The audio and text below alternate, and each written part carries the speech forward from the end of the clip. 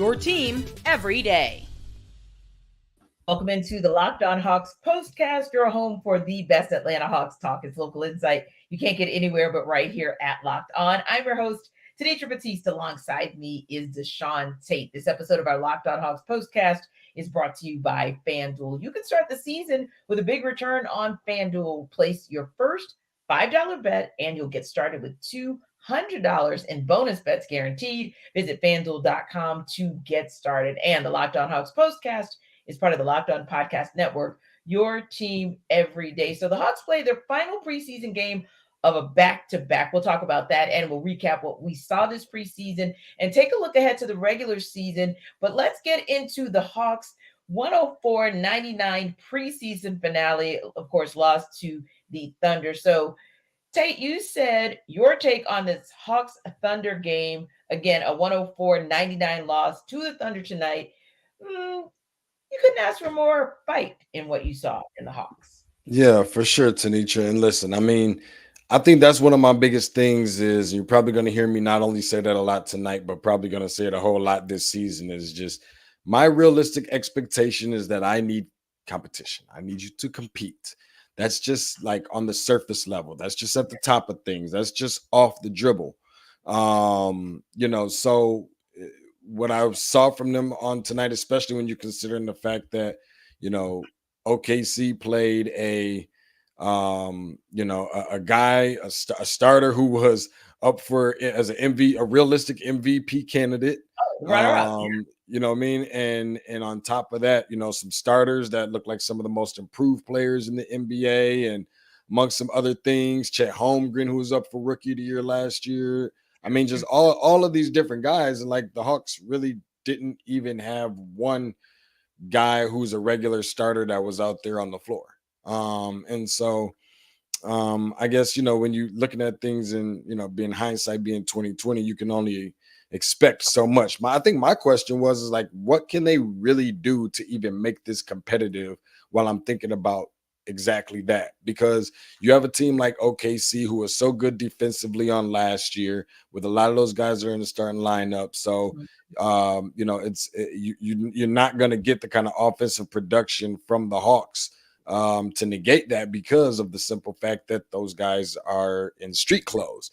And I'm like, okay, well, at least maybe we can look forward to seeing some competitive nature out of this Hawks team because they're able to get some stops.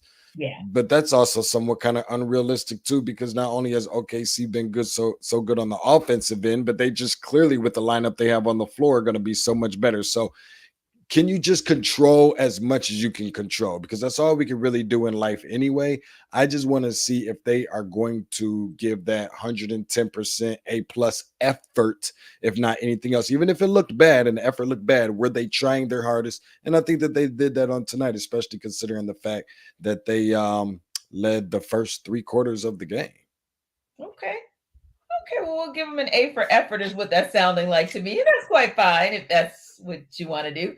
But for me, I think the biggest A that I would give is seeing Onyeka Okongwu, because I just think Double O is that kind of guy who can make a contribution, a big contribution to this team. And we hadn't really seen Double O in action in 7 months. I can't believe it had been that long. But yeah, O had gone down to injury, and that was a tough blow, one of the tougher blows to the Hawks last season. We know that they had tough blows to their lineup left and right, so definitely don't want to miss the fact that that happened. But I think for him, a guy who's versatile enough to go between the 4 and the 5 and really give some relief at those positions, I think you really do miss out on him. And I felt like at the beginning of last season, we were starting to see some of the evolution of Onyeka Okongwu, and I felt like we kind of got robbed of that because, well, his body wouldn't let him be great.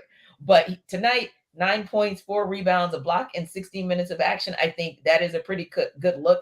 And then for me, I think something else that was pretty exciting is the fact that, of course, well, I don't know if you guys know, because of course you don't know who the 2024-25 broadcast team is going to be for the Skyhawks quite yet, but I'm back on the sidelines with them this season. And it was just exciting to see. Yay, I know, right? I'm excited, man. I'm always excited to go down and do my thing in College Park.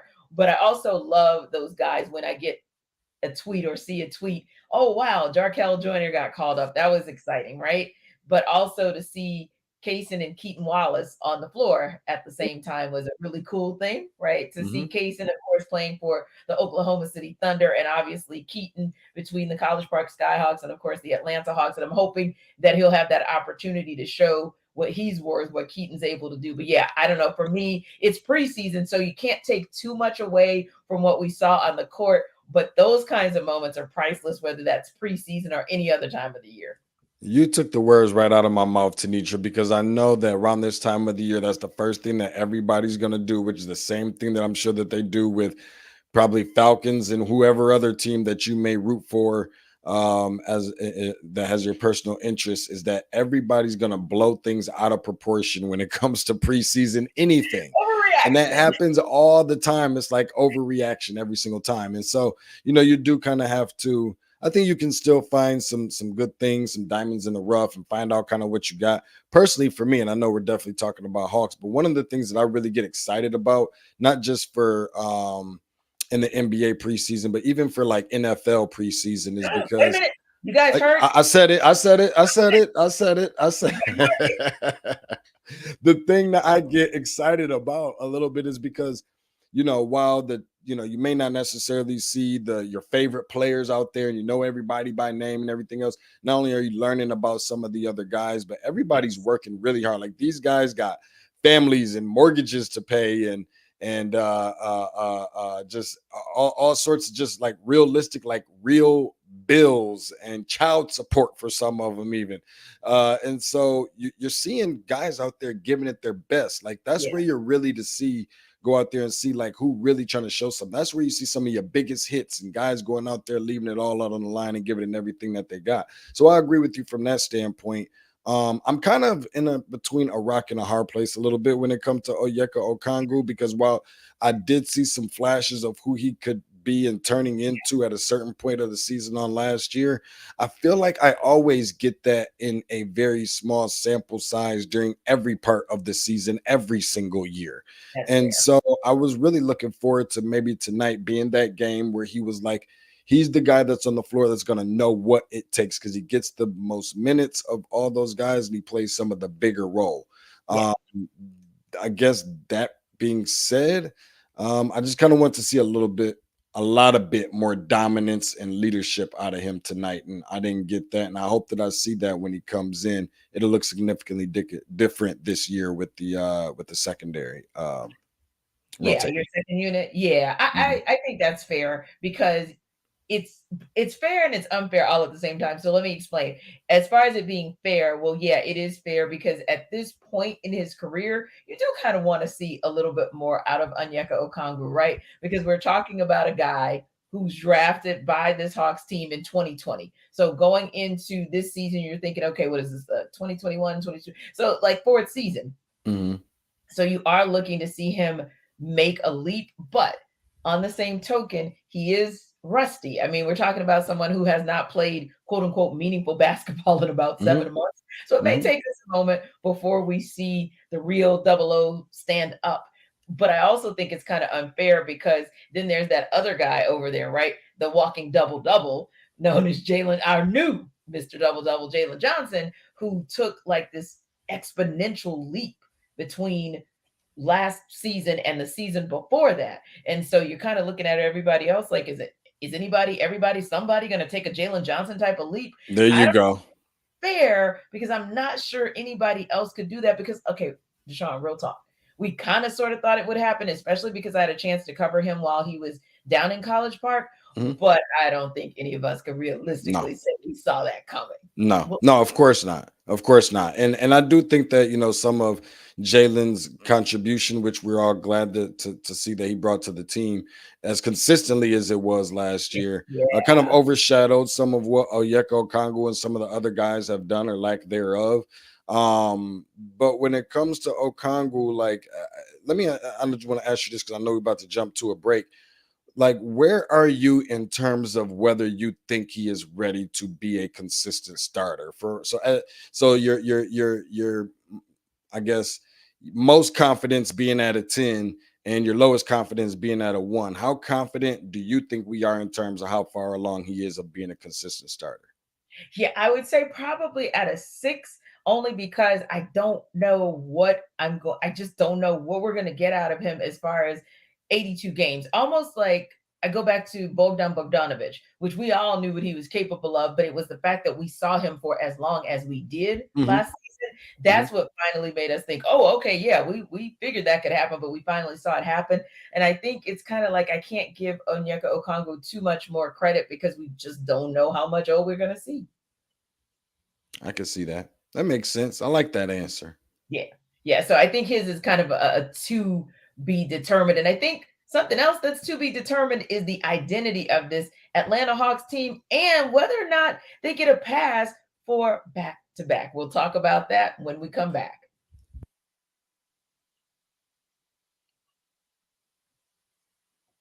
This episode of our Locked On Hawks postcast is brought to you by FanDuel. NFL fans, you can start the season with a big return on FanDuel, America's #1 sportsbook. And yes, we're talking NFL to the point where, oh my gosh, DeShaun actually talked NFL too, probably because his Detroit Lions are doing so well this season, being 4-1 on the season so far. But hey, if you get a hunch in the middle of the game, just like DeShaun might get a hunch in the middle of the game when his Detroit Lions go back on the field come Sunday, then maybe you want to take advantage of that hunch. Also, you can do that because you can check out latest stats, you can check out the live play-by-play, and so much more on the same page where you place your bet. So you'll get started with $200 in bonus bets guaranteed when you place your first $5 bet at FanDuel.com. So again, NFL fans, can't believe that we have pretty much crossed the threshold of the first third of the season. And there's still an opportunity for you to take advantage of FanDuel. So again, going back to DeShaun, his Detroit Lions have a big game against the Minnesota Vikings come Sunday. So if he gets a hunch, he might want to do the same thing. He might want to check out those latest stats, the live play-by-play, and so much more on the same page where bets are placed, because that's a big divisional NFC North matchup. So you'll get started with $200 in bonus bets guaranteed when you place your first $5 bet. You also might want to place it too, because these Atlanta Falcons have a big showdown in the Benz come Sunday against the Seattle Seahawks. You can take advantage of it at FanDuel.com. Again, a big return on FanDuel.com because FanDuel is America's #1 sportsbook.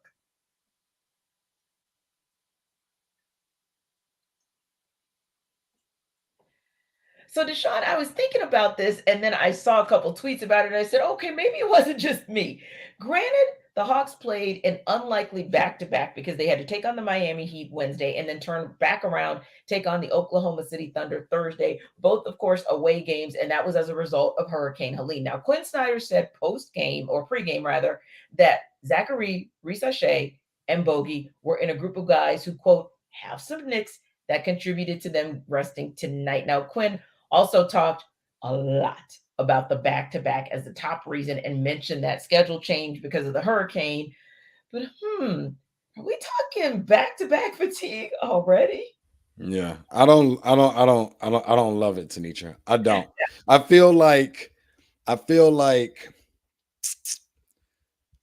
probably one of those Vikings fans that's probably starting to make excuses already, like trying to like looking in the air and thinking about what's gonna happen or what I'm gonna be able to say after a loss already. You know what I mean? Like you're pre-planning, like it's predetermined already. And that's the way I feel about it. I mean, like you said, we've been in situations as Hawks fans with Jalen going down with an injury and then another injury on top of that, not long after he had just returned, and then Trey's finger injury. And then, I think at the beginning of the year, if I'm not mistaken, I think Bogey was out at the very beginning. It just seems like guys are constantly Onyeka Okongwu, DeAndre Hunter, hence why he got sent down to the bench over and over and over. Are you telling me that for the first time having some meaningful battle, the one person, if I'm willing to make an exception for, if we're talking about real injuries and not load management, because it is the fourth and last game of the preseason, and I know we're getting closer to the very first game that is meaningful, is Bogey Bogdanovic. And the reason why is because all he did over the summer was play basketball. Exactly. So if anybody can have an out for this, it would be him. Everybody else, again, like if you want to just go ahead and say, listen, you might as well just said it's the last game of the preseason. We're Mhm. not gonna play our guys. Everybody knows what this is about, and maybe try and feed us some fluffy reason. Fine, but to mention anything about nicks and bumps and bruises and anything along those lines, I don't. I just, even if it was true, like I just don't love the idea of even mentioning that at all. Yeah, I think that's kind of where I landed as well. Like, oh no, no, don't start that conversation quite yet. Now we do know eventually it's going to be a legitimate conversation because it's always been a weird thing. The Hawks play in State Farm Arena. State Farm Arena is a concert like magnet. Like there are all sorts of tours that come through this city and usually come through this city for multiple days. So we know that the Hawks always have that 2 week West Coast swing that I don't know if any other team in the league has, but the Hawks, right? So that's when I'm accustomed to hearing some conversation about fatigue. But I'm Mhm. not sure if I wanted to hear that about fatigue at this point because I'm like, well, what about the people in Miami? Like, what about Miami, the Miami Heat, and what kind of exhaustion they might be going through in the Orlando Magic and all they've had to deal with? So and don't get me wrong, it is Quinn's responsibility to make sure that he creates the narrative for this team and that he level sets expectations and that he is in control of our thoughts and understanding about why certain things happen. So I'm not saying that I blame Quinn because it is his responsibility to tell us what his thoughts are sometimes. So I like the fact that, like you said, we all know, and I'm going back to your NFL analogy, that in the NFL, typically game 3 of the preseason is your dress rehearsal, right? Mhm. So the thought would have been, okay, technically that means Wednesday would have been the dress rehearsal for the Hawks, but I think Monday was probably it where we saw most of what we were going to see out of the potential starters. But Mhm. yeah, I don't know. It was a little kind of odd to hear back-to-back fatigue this soon, unless Uh, he was thinking that the guys aren't fully 100% conditioned and ready for it. That part I y- get. you know what, Tanisha? I don't even want to hear it. If I'm just being like, I'm at that point. You want to talk about back to back fatigue? How about waking up every morning and now it's getting Yeah, personal. It's getting it's getting personal. Okay, I get it.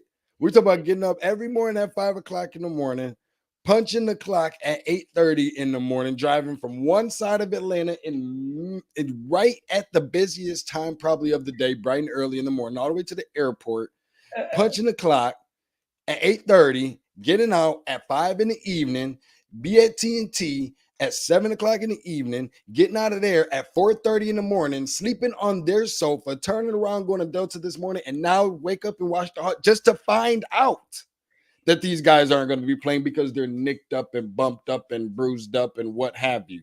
I'm not buying. I'm good. Like I know it got a little personal for a second, but guess what? I'm a person. That's what people always right. say. Don't take it personal. It's a business. I say, I'm a person, right? Person. Okay, well Yep. then I can take it I like personal. that. I like that. I'm gonna use that. I can use person. I can take a person because I'm personal because I am a person. But yeah, it's like when you are fatigued or not as bad as you, by the way. So I cannot complain because we talked about this when we were in pre-production. Like we were thinking, okay, we're gonna run it back on our Wednesday game. We're gonna run it back on our Thursday game because that would have meant 2 shows for me today.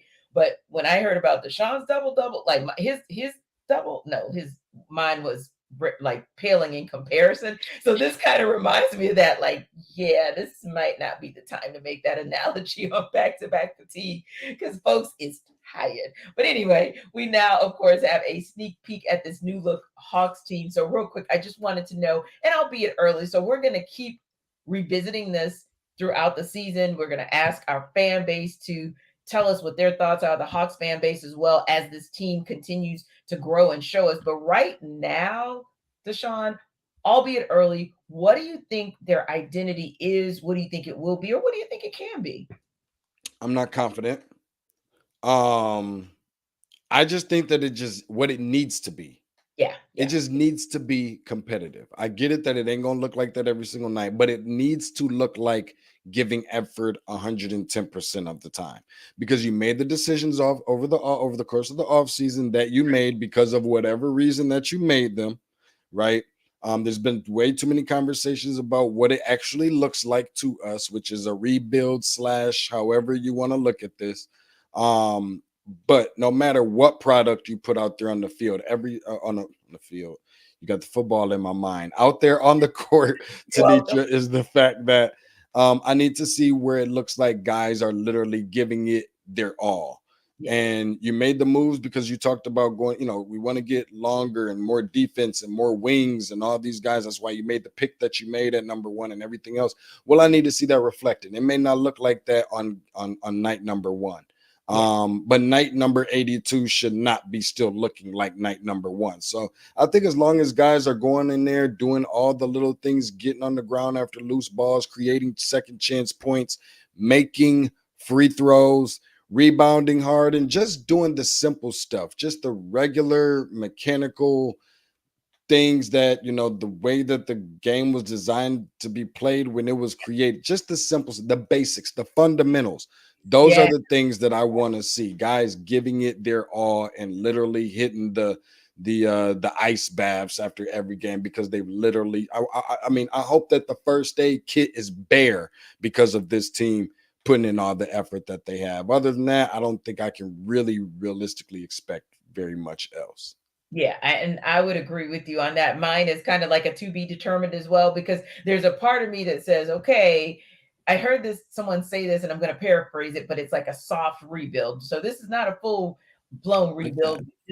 Soft rebuild, or maybe I've called it a reset, because when you have a Trae Young still on this roster, when you have a Jalen Johnson on this roster, and I'll go ahead and say the number 1 pick on the roster, right? Then that doesn't feel like a true rebuild, maybe a reset. But where I think we're going to need to know quickly who this team is, or want to see a little bit more of what they are, is because you do have the number 1 pick. And this is almost like, not quite DeShaun, but almost like the Trae Young, Luka Doncic thing all over again, where it's going to be resashay, and we don't really kind of know where to go from there until we start seeing them in action and seeing exactly how Arisa Shea shapes the identity of this team.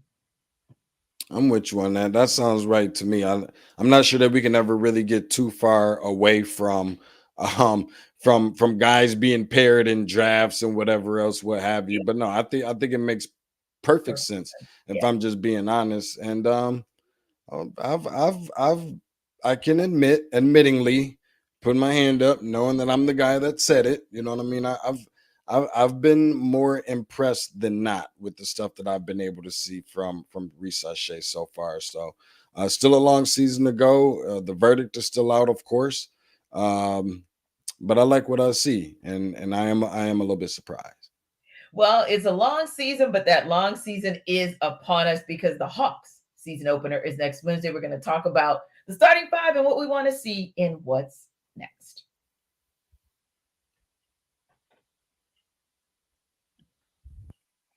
This episode of our Locked On Hawks postcast is brought to you by Hims. So guys, we know sometimes intimate moments, they happen spontaneously, and you want to be ready to perform in the bedroom. Well, Hims provides access to treatments that can help you to perform at optimal peak. So Hims is changing men's healthcare by providing you with affordable sexual health treatments from the comfort of your couch. Hims provides access to a range of doctor-trusted ED treatments like chewable hard mints and Viagra's and Cialis, and their generics for up to 95% cheaper. Now, the process is 100% online, so there's no need for uncomfortable doctor's visits, and that allows you to get the products right there in the comfort of your own home. All you have to do is answer a series of questions on the Hims website, and a medical provider will determine the right treatment option. If prescribed, your medication ships directly to you in discreet packaging for free. No insurance is needed, and one low price covers everything from treatments to ongoing care. So start your free online visit today at hims.com/lockedon. That's HIMS.com/lockedon for your personalized ED treatment options. Again, that's hims.com/lockedon. Now, this products mentioned are chewable compounded products, which are not approved by or verified for safety or effectiveness by the FDA. Prescriptions require an online consultation with a healthcare provider who will determine if appropriate. Restrictions do apply, so see the website for details and important safety information. Subscription required and price varies based on product and subscription plan.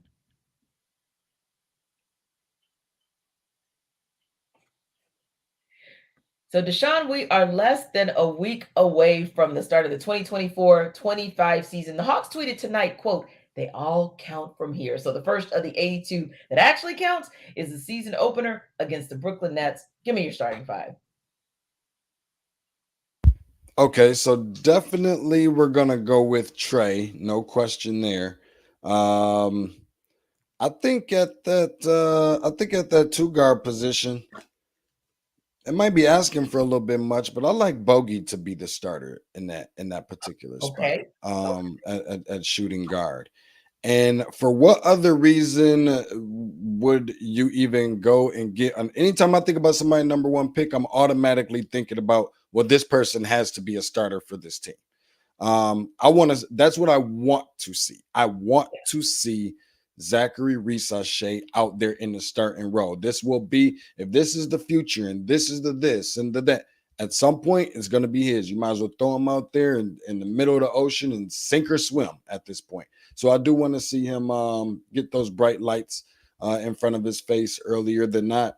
I'm going with him at the three. Obviously, Jalen Johnson, Double J at the four position, and Clint Capella to be cleaning up things around the rim / the lob man for Trey Young when he's penetrating to the basket and drawing double teams.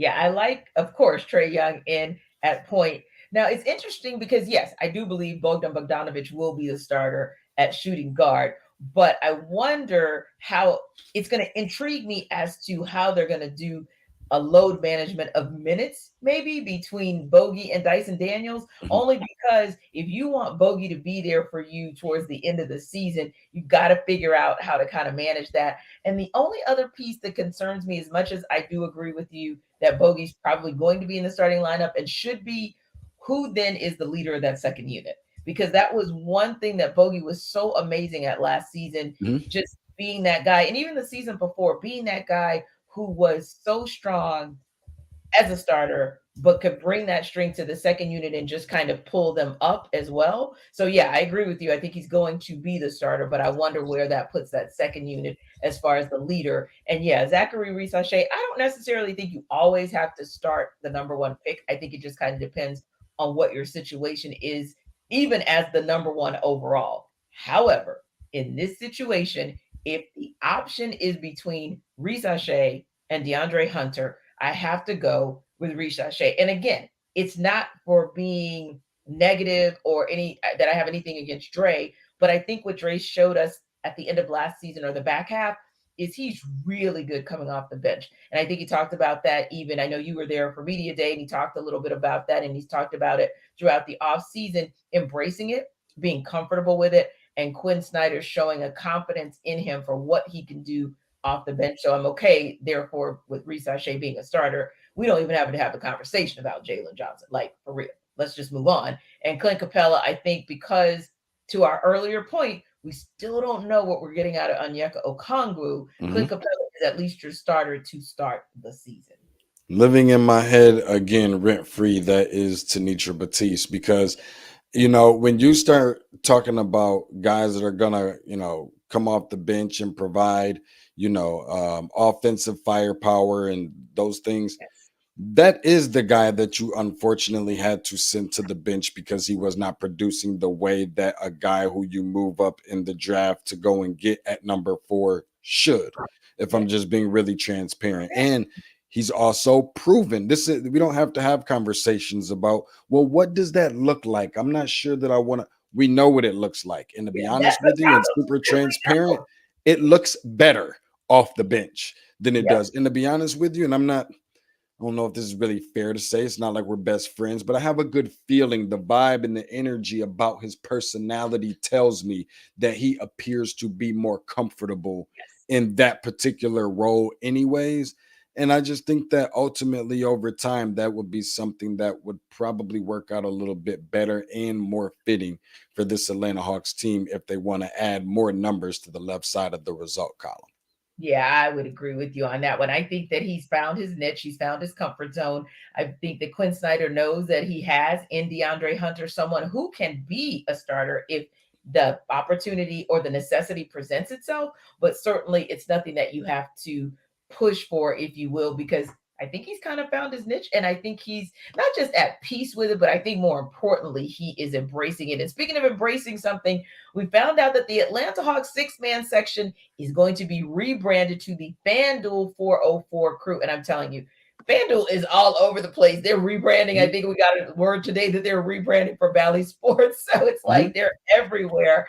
And I just think it's so interesting because, of course, we just talked about FanDuel. They are America's #1 sports book, the premier online gaming company in all of North America. And the Hawks announced that the start of that 404 crew, which of course is, for those of you who may not know, a section of the Hawks fans that actually sit right below where DeShaun and I sit when we cover those games. They, of course, are committed to supporting the team, nonstop energy, enthusiasm, etc. Listen, I don't care if you call them the 404 FanDuel crew or you call them the 6-man or whatever, but I do think that ultimately you kind of need that particular section that's been there for, wow, I think like 15 years now, and has just absolutely been lights out supporters for this Hawks team, no matter what, do or die.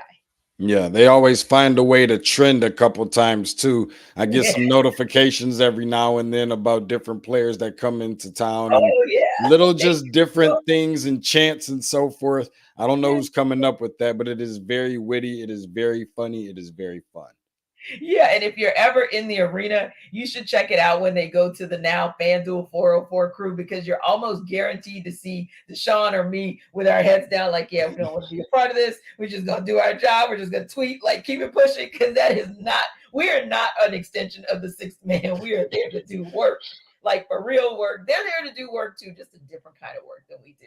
Locked On Sports Atlanta is the #1 place to hang out after every game. Remember to like and subscribe to our YouTube channel. And for more of the Hawks, check out Locked On Hawks with our guy, Brad Rowland. We will see you on Wednesday after the season opener.